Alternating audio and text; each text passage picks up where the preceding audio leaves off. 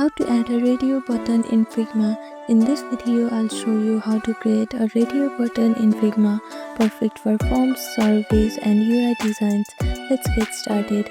First, make sure you have downloaded Figma on a device. After that, click on search bar and open Figma app. Now open an existing file or create a new one. Now select the ellipse tool or press O on your keyboard, then draw a small circle. This will be the outer ring of your radio button.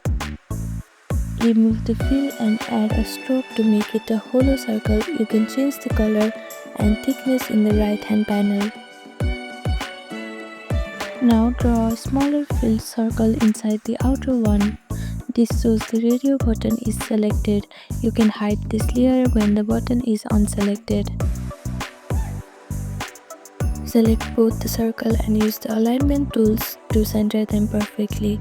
Use the text tool to add a label text to your radio button like option 1. Select the circles and the text, then group them or add them to a frame so they stay together when you move or resize.